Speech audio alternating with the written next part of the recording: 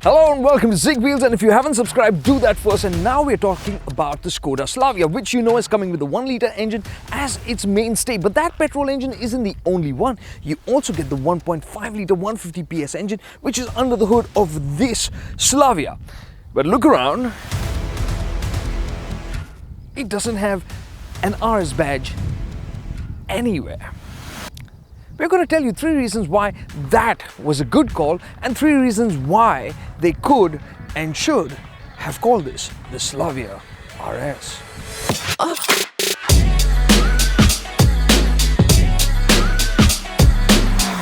First and foremost, bragging rights. I mean, it matters because this engine is offering you more power than anything else in the segment. You're going to have to go above even looking for the kind of tech it has, like cylinder deactivation tech. It's got stop-start tech, and it is also coming with a dual clutch transmission. I mean, that matters. It does. It does, and not just on paper. With 150 PS of power and 250 Nm of torque, the Slavia is promising a lot of excitement, and you can feel it with the manual. You'll want to talk about this engine all the more once you drive it because it loves to get up to speed. It does it with ease and it loves to rev. With this manual transmission, you can feel what the engine is doing and you can feel its lust for speed. And with those shifts, you do enjoy this all the more, and it eggs you on to drive a little bit faster. And I guess that's so very RS. As we saw with the 1-litre, the Slavia rides well. And if you want to know all the details about the 1-litre, you can watch the video. We'll put the link in the description. And if you want to know all the grainy details about both these cars, head over to ZigWheels.com where we'll be doing the full geeky lowdown on them. Now, coming back to the 1.5 Slavia, it has those electronic aids including XDS Plus, which basically acts like a limited slip differential. So it kind of distributes the torque between the wheels, lets you keep a tidy line even when you're going fast through bends. And that is a good feeling. It's a special feeling. It's enjoyable. Very much. And now, it's a good thing they didn't call this the RS because, first and foremost, in terms of the way it looks, it's exactly like the 1-litre, except for one detail, which is the exhaust tips are dual tips here on the 1.5 as compared to the 1-litre, which has a single tip. But even for that, you're going to have to go down on all fours to see it. For the RS quotient, it needed a slightly longer chin. Practicality be damned! We want short skirts right here.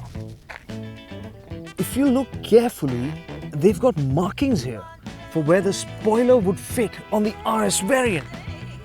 I'm kidding. But how could you have an RS without a rear spoiler? and on the inside there's no sporty contrast stitching or red accents. The cabin and its wow features are the same as the 1-litre Slavia. And sadly, that also includes the creaky plastics. It's good they didn't call it an RS because, well, if you want the DCT, the automatic, well, there I would think you would have wanted more power because that gearbox just takes some of the zest out of the engine.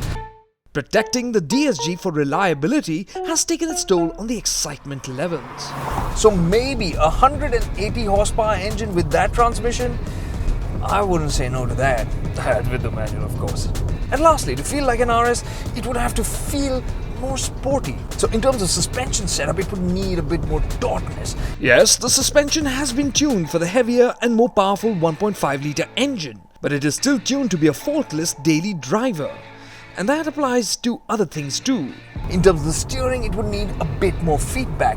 And in terms of the brakes, I think rear disc brakes would be good too, and wider tires maybe. Yes, 17-inch rims instead of 16s would be on the top of our list. So, it may not be an RS, but the Slavia 1.5 is special.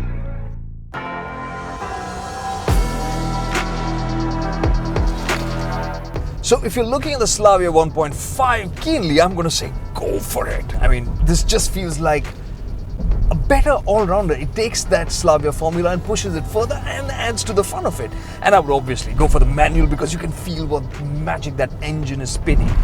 And if you are thinking of going for the Slavia 1.5, you might also want to think about the Volkswagen Virtus, which we've seen between the Kushaq and the Taygun, that Volkswagen managed to dial in a bit more of sportiness in the way the Taygun felt. And that's something that's likely to happen with the Virtus and its GT line. But in the meantime, if you're looking for a fast sedan for the family, which is comfortable and enjoyable, the Slavia with the 1.5, it's a solid pick.